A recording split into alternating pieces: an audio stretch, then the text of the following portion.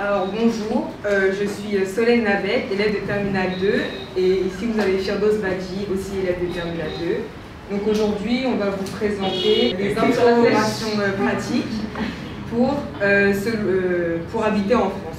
Donc ça c'est le sommaire, on va commencer par l'installation, aussi à préparer avant d'arriver sur le territoire. Les aides et les avantages dont les étudiants disposent en France, le logement et les transports. Donc avant de s'installer, il faut s'assurer d'être muni d'un visa étudiant dans les temps. Il est fortement recommandé de localiser votre lieu de logement idéal et d'être renseigné aussi sur les frais supplémentaires parce que ça diffère, ça change par rapport à la France. Donc particulièrement les cautions et les frais d'agence. Et il est aussi fortement recommandé d'ouvrir un compte français pour surtout tout ce qui est question de logement et même pour la vie en général, et d'avoir un garant sur place pour le logement par exemple, donc un garant pour ceux qui ne savent pas. Les aides et les avantages, je vous en ai mis deux. Donc le pass culture, ça je vais passer après dessus, c'est qui permet aux individus de 18 ans qui résident en France métropolitaine et outre-mer, vous n'avez pas besoin d'être français, juste d'avoir un titre de résidence, de disposer de 300 € à dépenser dans des articles et services culturels, donc livres, albums, cinéma, places de théâtre, et pendant 2 ans. Donc ça, c'est à noter aussi, ça ne marche pas pour la livraison parce que ça sert à encourager en fait les interactions et les rencontres. Donc le CROUS, c'est le Centre régional des œuvres universitaires et sociales. Donc c'est une organisation administrative qui a pour but d'améliorer les conditions de vie des étudiants, donc à travers des bourses, des aides au logement, aides à la restauration étudiante et donc des aides sociales et clubs étudiants. Donc il gère les dossiers sociaux des étudiants pour les personnes confrontées à des difficultés matérielles. Ce n'est pas tout le monde qui y a accès. Alors maintenant je vais vous parler des logements, donc comment se loger en France. Alors déjà il y a différents types de logements. Vous avez les appartements, les studios, les résidences étudiantes, les colocations et les chambres chez l'habitant. Alors déjà, je vais commencer par la différence entre les appartements.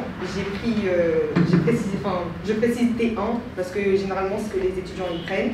T1 ça veut dire que c'est une salle, enfin c'est une pièce et il y a la cuisine d'un côté et la salle de bain d'un côté. À la différence du studio où c'est une pièce avec la cuisine dedans et c'est seulement la salle de bain qui est mise à part. Ensuite vous avez les résidences étudiantes. Donc le principe de la résidence étudiante, c'est un peu comme un hôtel où donc les étudiants ils payent au mois leur chambre. Et après vous avez les espaces qu'on partage avec tout le monde, donc la cuisine donc, et aussi tout ce qui est bureau, enfin pour réviser vos cours en fait. Et donc le point positif des résidences étudiantes, c'est que ça permet de créer des interactions. Par exemple, si vous arrivez dans une nouvelle ville, vous n'avez pas d'amis, pas de famille, les résidences étudiantes, ça vous permet de vous faire des amis de votre âge. Et aussi, la vie étudiante, ça peut être stressant un peu. Ça permet de tout simplement communiquer avec d'autres étudiants en fait. Ensuite, vous avez la colocation. Donc la colocation, c'est vous prenez un appartement et vous le partagez avec un ami. Il y en a qui le font avec des inconnus. Donc le mieux pour la colocation, moi, je vous conseille de la faire avec un ami avec qui vous êtes proche, mais surtout avec qui vous avez l'habitude de rester ensemble, genre tout le temps. Et aussi, précision sur la colocation, quand vous voulez un appartement et faire colocation, donc il faut le préciser au propriétaire, parce que ce n'est pas tous les propriétaires qui acceptent les locations, certains ils peuvent refuser. Ensuite, les chambres chez l'habitant, ça je pense c'est l'option la moins connue. Il y a des personnes qui vont mettre, pas leur appartement à louer, mais seulement une pièce, c'est-à-dire une chambre. Donc en fait, vous louez juste la chambre et tout au long de vos études, vous vivez avec cette personne, ou parfois ça peut être des familles aussi. Donc ça aussi, ça peut avoir des inconvénients, surtout s'il y a des enfants, etc. Donc maintenant qu'on a vu le type, maintenant que vous savez le type de logement que vous voulez, les différentes manières d'en trouver un. Donc déjà, la plus classique, en passant par une agence immobilière. Donc les plus connus, Ceinture 21, La Forêt, Orpi. Pour les agences immobilières, ce qu'il faut savoir, c'est que ça peut être plus cher parce qu'il faut aussi payer les coûts d'agence en fait. Ensuite, vous pouvez passer par le CROU, donc comme l'a expliqué tout à l'heure Firdaus, le principe du CROU, donc ils vont vous aider à trouver un logement. C'est bien si vous n'avez pas le temps ou vous ne savez pas comment trouver un appartement, ils peuvent vous aider. Ou sinon, vous pouvez aller sur Internet Donc en se mettant directement en contact avec les propriétaires sur des sites comme Le Bon Coin, seloger.com ou encore PAP.fr. Juste, le mieux aussi quand vous trouvez un logement, c'est de vous rendre sur place parce que souvent les propriétaires ils vous demandent à faire une visite. Donc ensuite la paperasse. Mais j'ai fait un résumé, donc vous devez avoir une assurance logement, c'est obligatoire. Donc ça vous devez la prendre chez un assureur. Ensuite il y a la caution. Donc ça rejoint ce que Firdaus a dit tout à l'heure avec les garants. Donc en fait le garant c'est lui qui paye la caution. Si vous ne pouvez pas, pour n'importe quelle raison, vous avez du mal à payer votre loyer, le propriétaire il va se retourner vers le garant pour prendre la caution. Et ensuite la garantie vissale, c'est en fait c'est l'Action Logement, qui est une organisation qui aide les salariés mais aussi les étudiants à trouver des logements. Elle a mis en place la garantie vissale qui permet de faciliter l'accès au logement en rassurant le propriétaire grâce à la garantie sécurisée.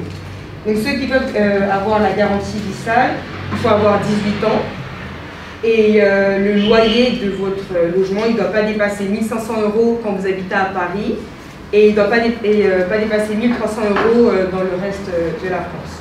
Alors ensuite, j'ai pris les 5 grandes villes, les 5 grandes villes étudiantes, on va dire, donc Paris, Lyon, Toulouse, Bordeaux, Grenoble. Pour les critères pour les meilleurs quartiers étudiants, j'ai pris en compte l'accessibilité au transport, le fait que ça ne soit pas trop loin des écoles et des facs, l'environnement du quartier, genre s'il y a des loisirs, des cinémas, les musées, etc. Et donc pour Paris, j'ai sélectionné le 18e, le 19e et le 20e arrondissement, surtout parce qu'il y a beaucoup de transports et les prix c'est là où ils sont le plus abordables. Bastille-République, c'est un peu plus cher, mais le cadre il est très bien. Et les quartiers latins, c'est le quartier typique étudiant. C'est sûrement le plus ancien quartier étudiant de Paris, mais il est aussi extrêmement cher dû à sa popularité. Et le Marais, c'est très agréable d'y vivre parce qu'il fait bon vivre et puis il y a beaucoup de bars. Les chambres chez l'habitant, c'est 572 €, forcément c'est le moins cher. Les studios, c'est 855 € et les appartements T1, 983 €. Pour Lyon, j'ai sélectionné Confluence, La Part-Dieu, La Guillotière et le Vieux-Lyon. Surtout parce que ces quartiers ils constituent le centre-ville de Lyon en soi, c'est là où il y a tous les centres commerciaux, les musées. Et donc pour la chambre, c'est chambre chez l'habitant 405 €, le studio 511 € et l'appartement T1 564 €. À Grenoble, je ne connais pas du tout Grenoble, mais ça j'ai trouvé sur internet avec des sondages. D'après les habitants de Grenoble, les meilleurs quartiers étudiants c'est Beria, le quartier Europol et le quartier de Bonne, qui est un quartier écologique. Donc une chambre c'est 348 €, le studio 417, l'appartement T1 487. Ensuite on a Bordeaux, donc là je ne connais pas du tout, mais j'ai vu par les sondages que le quartier Saint-Genès, quartier Saint-Pierre et Saint-Victoire, ils se ressemblent les deux, quartier Chartrons et le centre-ville. Donc la chambre c'est 423 €, le studio 482 € et l'appartement T1 520 €. Ça bien sûr c'est des moyennes, hein. C'est pas tous les appartements comme ça, c'est des moyennes dans la ville. Ensuite Toulouse, meilleure ville étudiante 5 années de suite, la ville de Monsieur Jocal.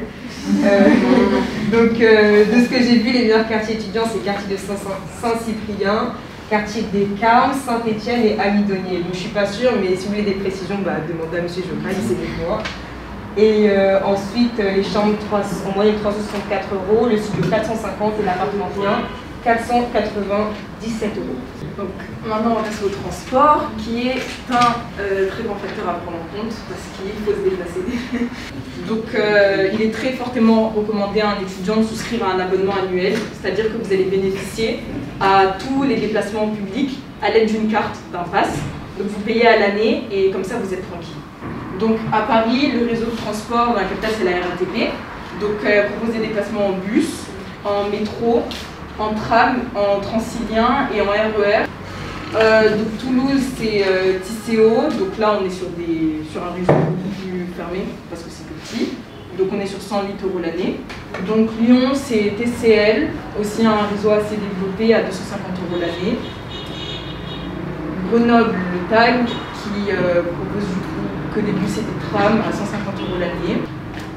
Le TBM à Bordeaux, qui propose du coup des déplacements en bateau, en vélo, et du coup train et bus, les transports traditionnels, à 242 € l'année et 44 € l'année.